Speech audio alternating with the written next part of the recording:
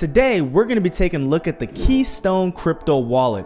I've heard some great things about this wallet, and that has definitely piqued my interest. But right now, you and I are going to find out if this device can hold its own in the ever-expanding world of cold storage wallets.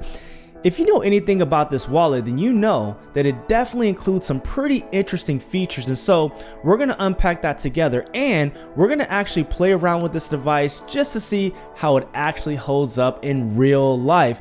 So go ahead and hit that like button and subscribe to the channel, because by the end of this video, you'll know if the Keystone Crypto Wallet is right for you. So let's jump in.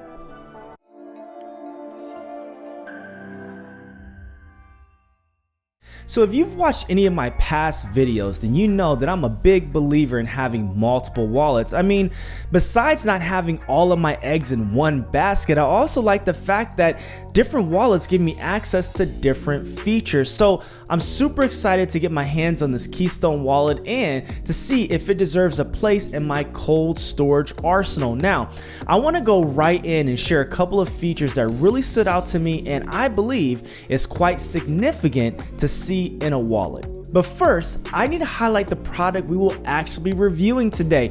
You see, if you go to the Keystone products page, you'll notice that the company offers two separate devices. You can see right here they have the Keystone Essential, and you can see right here the Keystone Pro. And so today we will be unboxing and reviewing the Keystone Pro, and that's mainly because I'm a professional. Kids, don't try this at home. But seriously, the difference between the two is this. The Keystone Essential is designed for infrequent users, you know, the hodlers out there.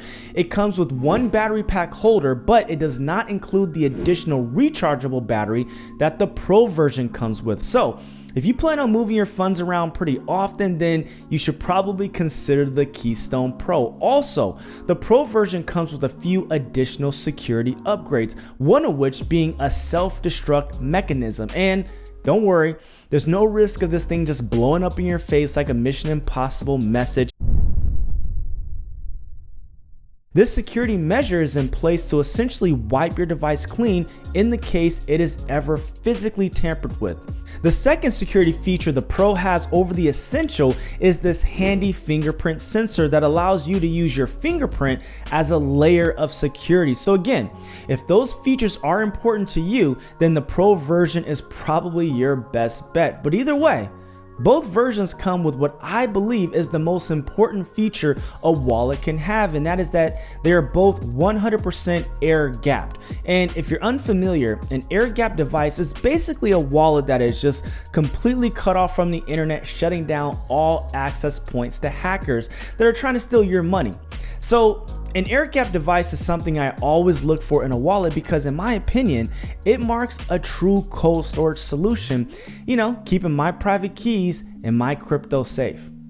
And so there's some other attractive security features that this wallet has that, you know, I've sort of over time come to expect to see in a wallet, like the EAL5 designation that basically means the technology has been evaluated to a significant level, and the wallet's approach to creating a safe and secure environment for generating my recovery phrase. But you know, something I didn't expect and thought was really cool was their dice entropy feature. You see, other wallets use their own proprietary software to randomly generate a seed phrase for you. And so to some extent, you're entrusting that their software actually provided a random output. Keystone's dice entropy introduces a random event first, rolling the dice, before the actual random event of generating your seed phrase. So this is like, you know, added peace of mind that your seed phrase is truly random and uncompromised when it is created. Pretty cool, right? So now let's take a look at the device. Upon receiving it, I was quite pleased with the packaging and immediately noticed that the box was a little larger than some of the other wallets I've had received in the past, which I kind of liked. I mean, it made me feel like I received something, you know, substantial or something worthwhile. In the box, I found my device, a couple of cables, my battery pack, and the extra rechargeable battery pack that comes with the Pro Edition. Now, something I have found super attractive about this device was the advertised 4-inch touchscreen, making this device considerably larger than many of the others in the market. And now that I get to actually hold it in my hand, I have to say, I'm definitely impressed with this larger form. I mean, it feels like I'm holding my iPhone and could send a text message or jump on Instagram or something. It's super cool. But this is an exciting feature because by comparison, the larger size makes it a little bit more comfortable to hold, and I assume it will be able to display more information. So regardless of what other wallet manufacturers may tell you, size indeed matters. So to begin setting up the device, I was directed to a quick start page on their website. Before I could actually access the guide, I was prompted to acknowledge that basically I understood how cold storage works and that I am responsible for safeguarding my funds. Check, check, and check. The next page was preparing the device, and this was pretty straightforward, but something I didn't expect was right here in step number 2. It says to prepare a micro SD card. Now, I'm assuming that it is to update the device with the latest firmware, which is actually a super cool feature because that means you do not need to connect a device to your computer to update it, opening a susceptible window for hackers.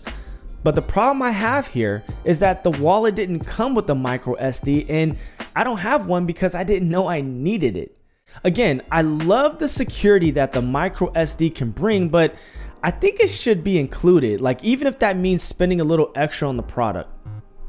I powered it on anyways to begin setting it up, and let me say, the larger display is definitely a difference maker. Really cool. Now, the next step was to authenticate my device. I was given a dynamic QR code that I then scanned with the device so that it can be authenticated and let me know if the technology I received was actually genuine. Because fraud is rampant in the crypto world, I like that Keystone took, the time to implement this step. I really appreciate that. Next, I created a password and I actually created my wallet on the device, which is pretty cool because oftentimes that step is done through an app. In generating my recovery phrase, it gave me the option to choose from a single backup and a Shamir backup. And here in this case, I'm gonna choose single backup, but the Shamir backup feature is actually pretty interesting if you're sharing your wallet with other people because it allows you to break up your backup. Wow. Break up your backup. Try to say that 3 times fast. Break up your backup. Break up your backup. Break up your backup. Actually, it wasn't that hard. Never mind.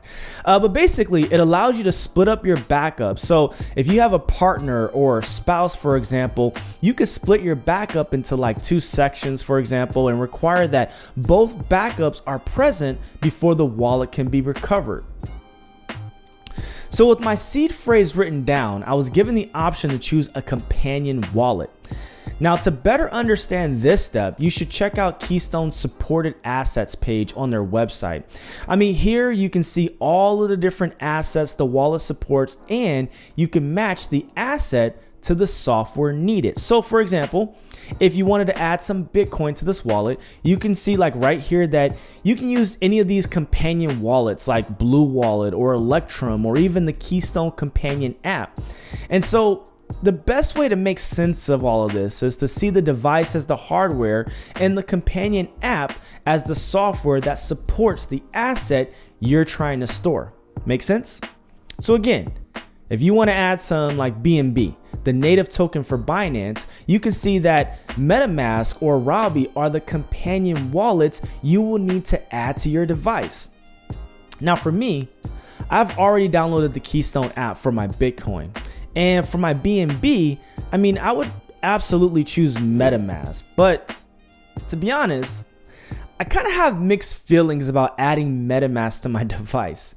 You see, on one hand, I'm very, very familiar with MetaMask. They're probably the most well-known software wallet in the space. I trust their technology and I'm super comfortable using it. So there's a part of me that's actually really fascinated that it's even possible to add them to a cold storage device. With that said, To create a MetaMask wallet, you need to set it up through a mobile app like on your iPhone, or through a browser extension like through your Chrome browser. So MetaMask in its natural form is a hot wallet, which basically means it can be connected to the internet, and that means it is theoretically susceptible to hacking. Now, I've been using MetaMask for years and have never had an issue, but some may say that adding MetaMask to a cold storage device will technically make it no longer a cold storage device. I don't know. I'll let you be the judge. So before I could send any of my BTC, I needed to connect the Keystone app. Now to do this, I was asked to bind the app and the wallet together. And so essentially my device displayed a dynamic QR code that I was able to scan with the app to connect it to. I mean, it was super easy. Now the app is clean and very straightforward, and essentially mirrors what I'm able to see on the device.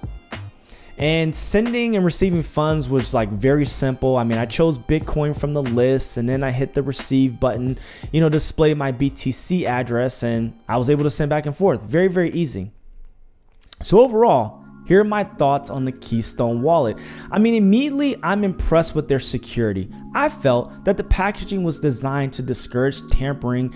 I like the authentication process to give me peace of mind that my device was genuine, and my seed phrase was created in a safe way. I also like that they added the Shamir backup feature. Even though I did not use it, in this emerging market, the ability to share custody of funds will become more and more important as crypto users continue to evolve. So I really love this aspect. Now, my favorite part of this wallet is the 4-inch touchscreen. I mean, to me, this is a major upgrade to many of the existing wallets in the market. I mean, it's large enough to fit snugly in your hand, and the screen size makes viewing your wallet and, typing characters into the device very, very easy. Now, although I like the idea of using a micro SD to update the firmware for this device, I didn't like that it was not supplied. I mean, sure, it would be very easy for me to find it on Amazon, but I think there should be some sort of like bundle option where, that piece is actually included. Also, part of me was like pumped to see that this wallet was compatible with MetaMask, because I'm just such a big fan of their technology. But because adding MetaMask in a way like negates the cold aspect of this wallet, I feel that the feature is an overall drawback. So bottom line, I like this wallet, but I do think there are some areas that could be improved upon. It's a good fit for my Bitcoin and Ethereum, but hopefully in the future, this wallet will support more tokens like BNB and like Cardano ADA through its Keystone companion app. But let me know your thoughts. I mean, what do you think about the Keystone crypto wallet? Please let me know in the comments. Also, what do you think about this like sizable 4-inch touchscreen feature on this wallet? Please also let me know in the comments. And lastly, I want to thank you for your time. Your time is so valuable to me, so I do hope you found value, and until next time.